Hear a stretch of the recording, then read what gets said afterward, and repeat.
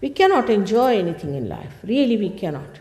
You can see the way people are now going on for such sensational things. The reason is there's no joy.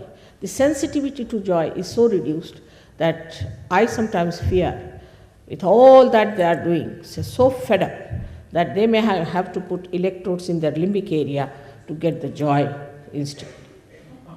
They have become so very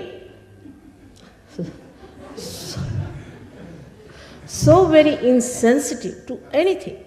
They will not laugh, they will not smile. They are so full of closed hearts and frightening things, whatever is said about human beings. Now, first thing you have to know, you don't have to suffer at all. Secondly, you don't have to judge yourself. Let your Kundalini rise and judge you.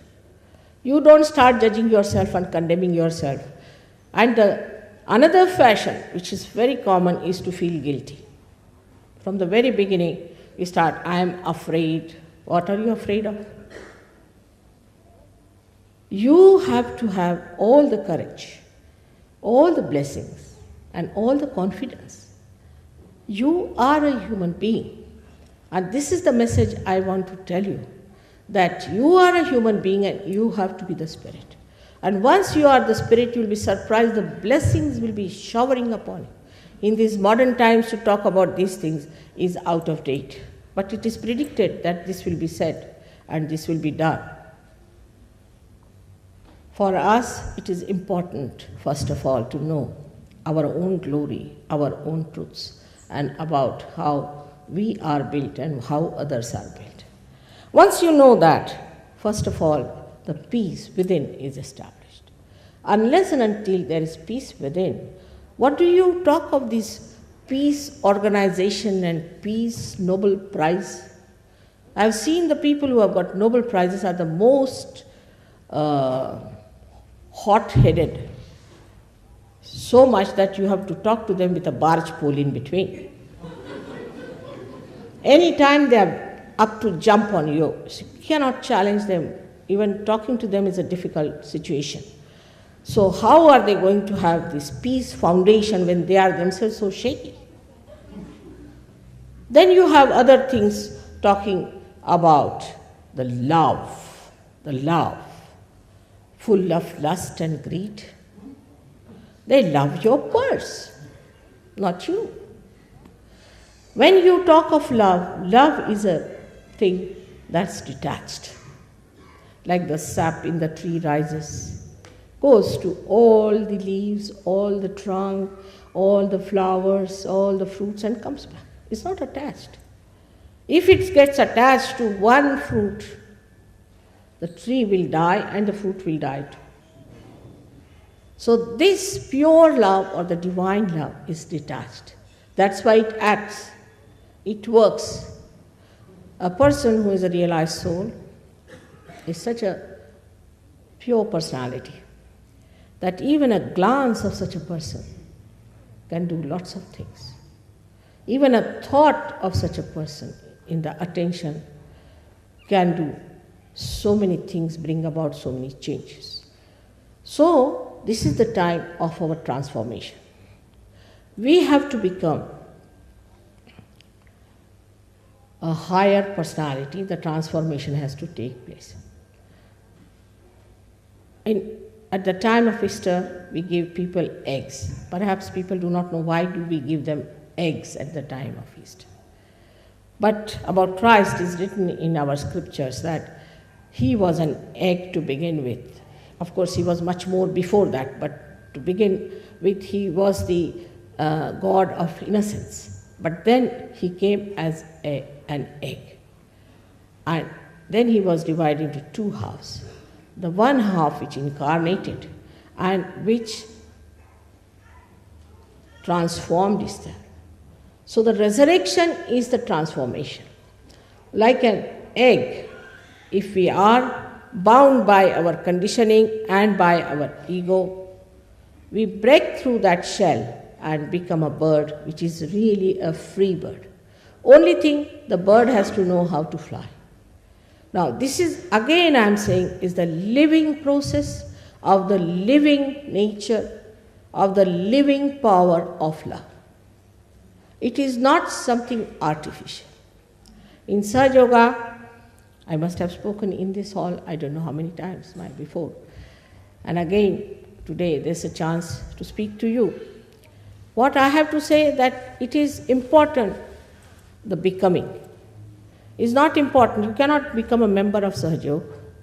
You cannot pay membership. You cannot pay for your realization. How can you pay? How much do we pay to the Mother Earth to sprout the seed? Does she understand? Because she has the power, she sprouts the seed. If you give her money or read something before her, it makes no difference. But once you get your realization, you start understanding how many powers you have. And the greatest power is of compassion and detached love. These 7 chakras are within us, which are to be enlightened by the awakening of the Kundalini, about which Dr. Spiro has already told you. Now, in this short time, I cannot cover up the whole subject. I must have given at least more than 1,000 lectures in English language. But I would request you one thing, that forget about what you have learned so far, about your conditionings. Because if you had achieved anything out of that, I was not necessary. Now, you have to see with a clean slate, as they say, what you can achieve in this lifetime, which is the most important thing is to be achieved. The highest of all, that you become sensitive to joy. Then you start seeing joy in everything.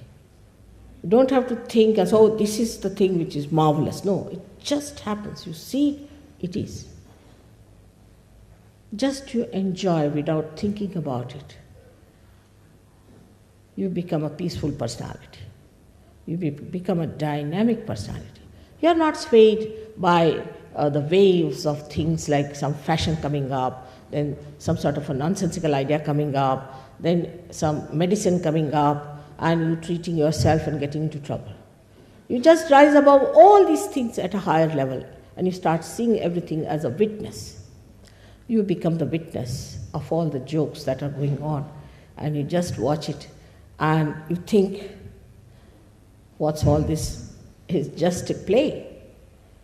Many people have said that, Mother, you always laugh so much and you have always smiling face, so the people are not going to take you seriously. I said, I don't want them to be serious. There's not going to be any seriousness needed. What are you serious about? You should be happy, it's fun. We have to be happy people.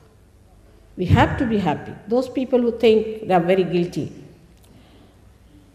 should punish themselves by saying, you are not guilty, you are not guilty, 108 times. That's what we have in Sahaja Yoga. It's just a myth. All these are myths. We are working with myths and making our lives miserable, which is meant to be joy, happiness, and all the overflowing blessings of the divine. Whatever I'm telling you about, we have within ourselves all the great powers hidden of our brain, of our liver, of our heart. They are to be enlightened. And then in the light, you see everything. But as in this room you have so many lights, you have to just push in one button and the whole thing comes down. In the same way it happens. But if I start telling you about the history of electricity in the dark and all about how it came here and what all happened, you would be just fed up with it. So, what we are doing is to tell you that let us put on the button first. You better have your light and see in that light if it is true or not. If it is true, you have to understand and accept it honestly. You have to be honest to yourself. That is the main point I'm trying to tell you. We are not to play about with ourselves and play about with our conditionings. We have to be honest and to get to our properties that are within ourselves. I'm not here to oblige you at all. There's no obligation. It's just like a catalyst, I would say. And you become the catalyst yourself once you get your realization. And you can do all that I can do. It's very easy and very simple. May God bless you all.